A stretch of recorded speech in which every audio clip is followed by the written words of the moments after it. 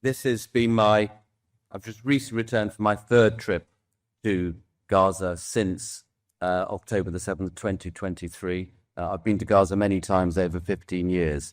And this last trip, I spent a month at Nasser Hospital. It's a great privilege to be attending the tribunal to describe my eyewitness account, which is, of course, essential to get this evidence from healthcare workers in the absence of any foreign journalists being allowed into Gaza. And I am going to talk about some of my experiences and daily witnessing of war crimes, daily witnessing of what seems clear to me to be genocide and ethnic cleansing. Hospitals have been targeted deliberately. I've seen that daily. We all saw the near total destruction of Shifa Hospital, but that wasn't just bombed. The Israeli military went into the hospital.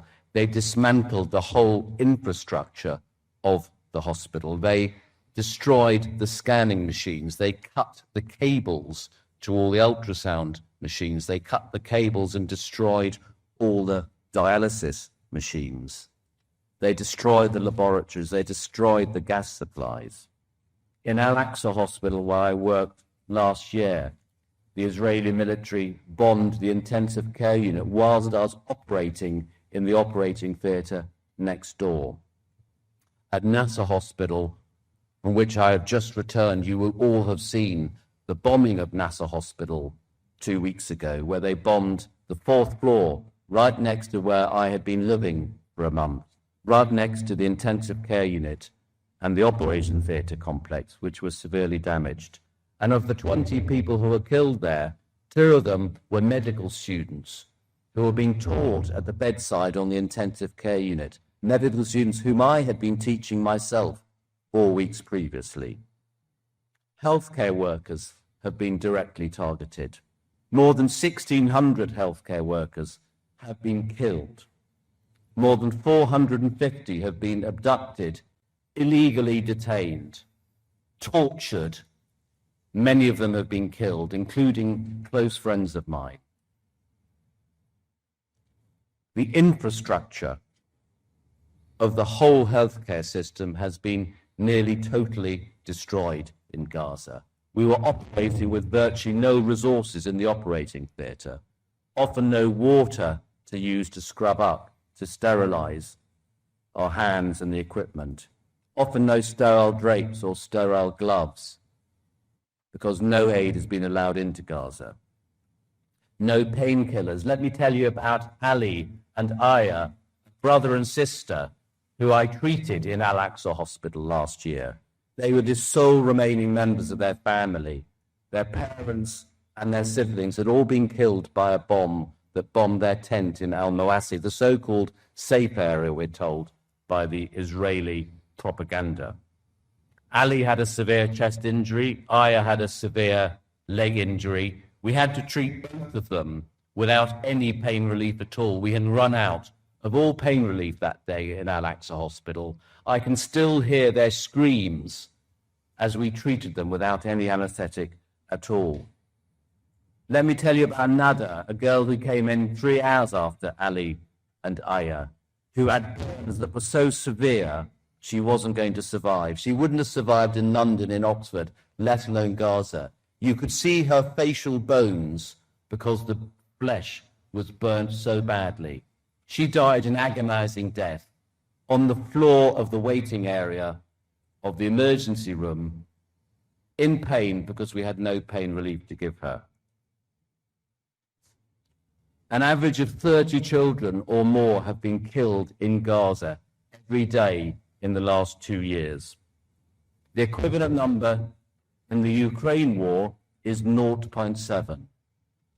In Iraq, 0.6. In Syria, 2. In Gaza, let me tell you that figure again, more than 30 children on average have been killed in Gaza over the last 2 years.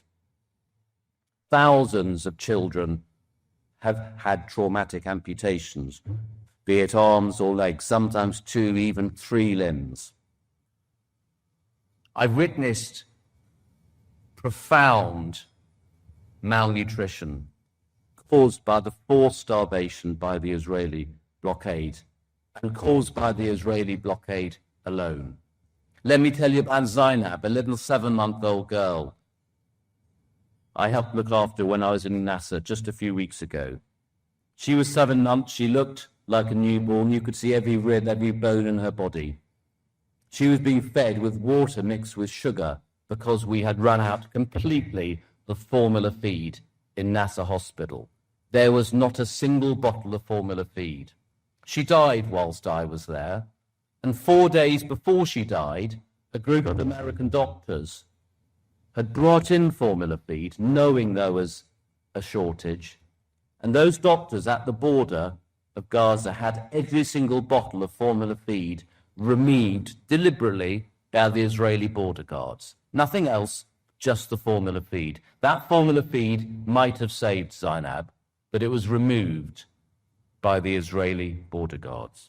Let me tell you about Habiba, a beautiful 11-year-old girl who I spent the whole night operating on one night, just a few weeks ago in Nasser Hospital. She had a bad chest injury from an explosive injury by a bomb. I had to spend the whole night reconstructing her esophagus, which had been destroyed by the explosive injury. We couldn't feed her afterwards.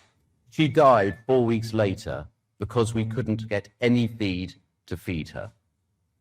And that feed could have saved her if it had been allowed in by the Israelis, and they had stopped that feed coming in. UNRWA used to run food distribution, and they had 400 food distribution points, as we will well know. They're not allowed to do that now. And the obscenely named Gaza Humanitarian Foundation food distribution points, there are 4 of those. They have been designed as death traps and designed to create chaos, rioting, and to facilitate the shooting of Gazan children. My last trip, I spent most days operating on young teenage boys who had been shot by Israeli soldiers at the food distribution points. And it was worse than that. Not only were they being shot, but there was clear evidence of targeting of specific body parts on particular days. So one day, 19 young teenage boys were admitted to the ER, all of whom had been shot in the head or neck. The next day, they came in having been shot in the chest. The next day, the abdomen. The day after that, the legs. On one day, at the beginning of my final week at Nasser Hospital, 12 young teenage boys were brought in.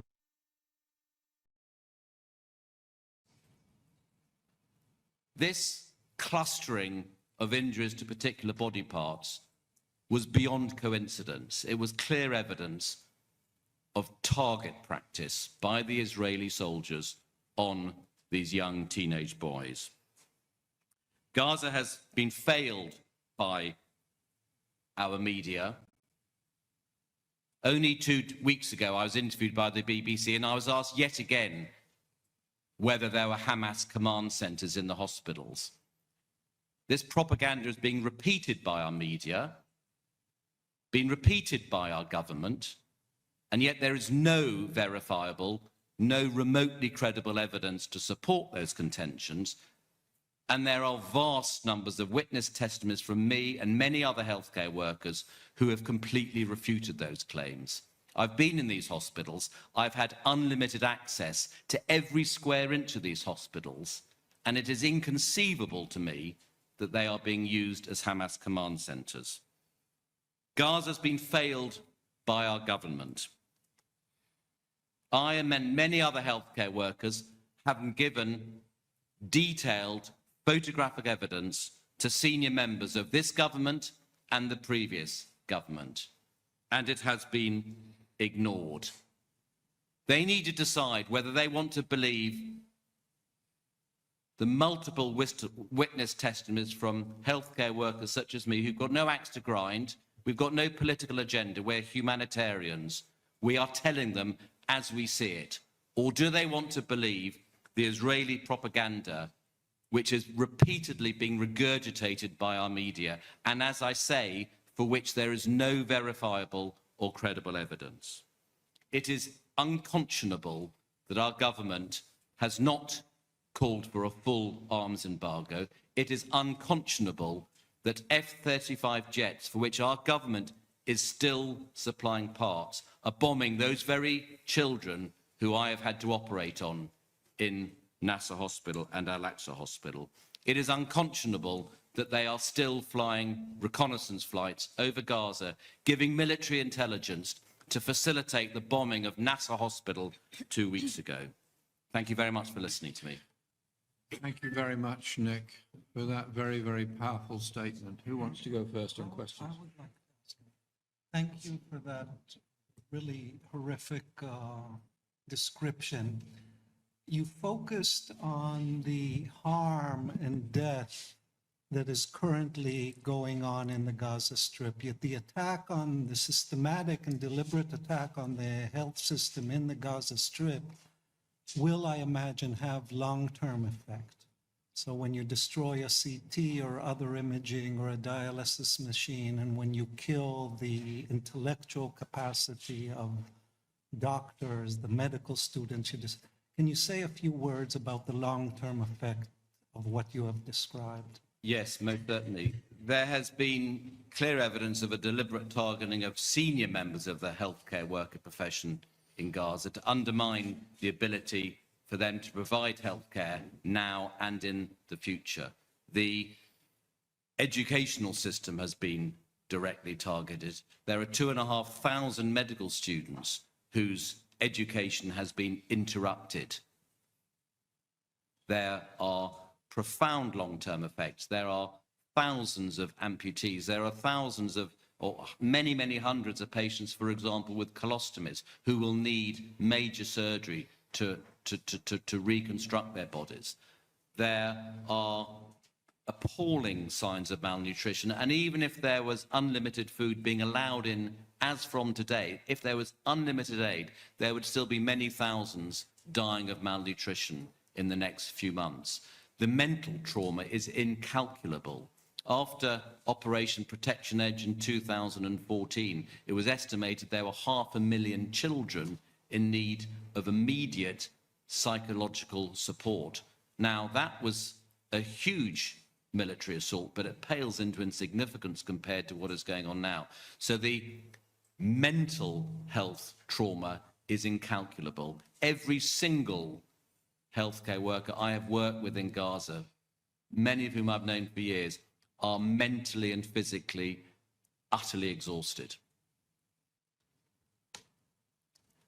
Can you describe any anomalies that you saw in the injuries? I mean, through weird types of weapons, new types of explosives, and the like. So the terrible explosive injuries I saw were predominantly from fragmentation bombs, which are bombs which have many thousands of very small pieces of metal in them, and when they explode, these thousands of pieces of essentially white-hot shrapnel destroy everything in their path. So everyone within 50 meters or so will be killed straight away. So we're operating on people who are hundreds of meters away. But these injuries are horrific. They often will have multiple entry sites, tearing through the lungs, tearing through the abdominal organs, causing incalculable damage. And of course, these patients are often very, very malnourished. So despite many hours of surgery to reconstruct their bodies, the tissues don't heal, they get terrible infections and often die because of the lack of nutrition. I didn't see evidence of burns with white phosphorus, but you'll hear from others who have seen that.